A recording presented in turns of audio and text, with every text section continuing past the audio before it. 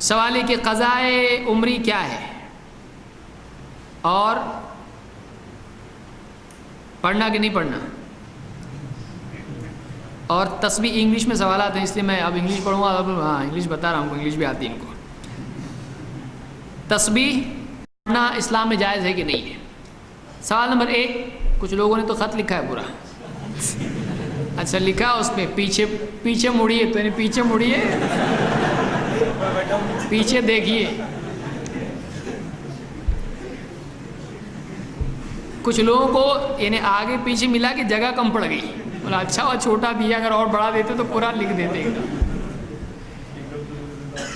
قضاء عمری کیا ہے؟ قضاء عمری کے بارے میں علماء کا اختلاف ہے. کچھ علماء کہتے ہیں کہ ایک آدمی اگر جان بوجھ کے نماز چھوڑ دے لاپرواہی کی وجہ سے، تو جتنی بھی نمازیں اس نے چھوڑی ہیں توبہ کرنے کے بعد وہ ساری نمازیں پڑھنا اس پر لازم ہے. اس میں فرق ہے. علماء ایک طرف علماء وہ گئے ہیں جو قضا کے قائل ہیں، کچھ علماء کہتے ہیں نہیں، ایک فرق ہے.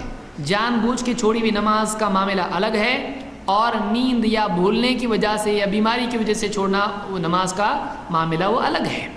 اس لیے کہ حدیث میں اللہ کے نبی صلی اللہ علیہ وسلم نے فرمایا من نام عن صلاة او نسیها فلیصلیها اذا ذکرها لیس لها کفارۃ الا ذلک، کہ جو نماز چھوڑ کے سویا رہے، نیند لگ جائے اس وجہ سے نماز چھوٹ جائے، یا نماز بھول جائے، تو جیسے ہی اس کو یاد آئے نماز فوراً وہ نماز پڑھ لے، اور اس کے سوا اس کا کوئی کفارہ نہیں ہے.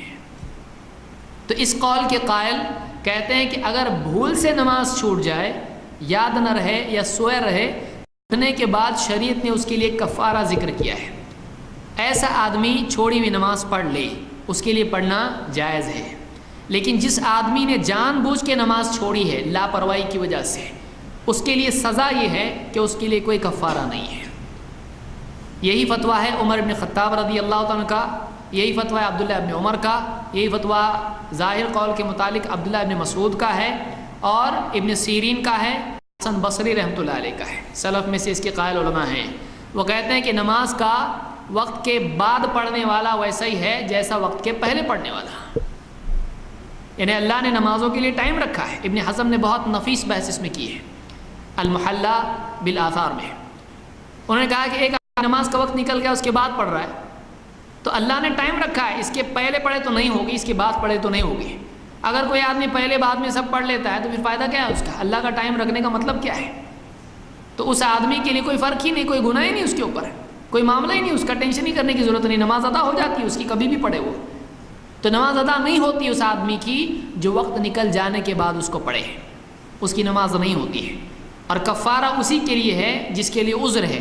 اللہ نے کون سی دلیل ہے جس کی بنیاد پر ایک آدمی کہے گا کہ اس آدمی نے بھی قضا کرنا چاہیے؟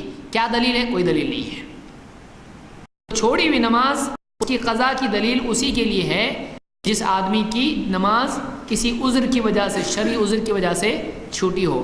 بلا عذر اگر کسی نے نماز چھوڑی ہو تو اس کی قضا کی کوئی دلیل نہیں ہے. یہی قول ابن تیمیہ کا ہے، یہی قول شیخ الالبانی کا ہے. بعض علماء تو اس طرف گئے جیسے امام احمد اور بہت سارے دوسرے علماء کہ نماز جان بوجھ کر چھوڑنے والا اسلام ہی سے نکل جاتا ہے. تو کہتے ہیں جو آدمی اسلام سے نکل گیا وہ تو مرتد ہو گیا.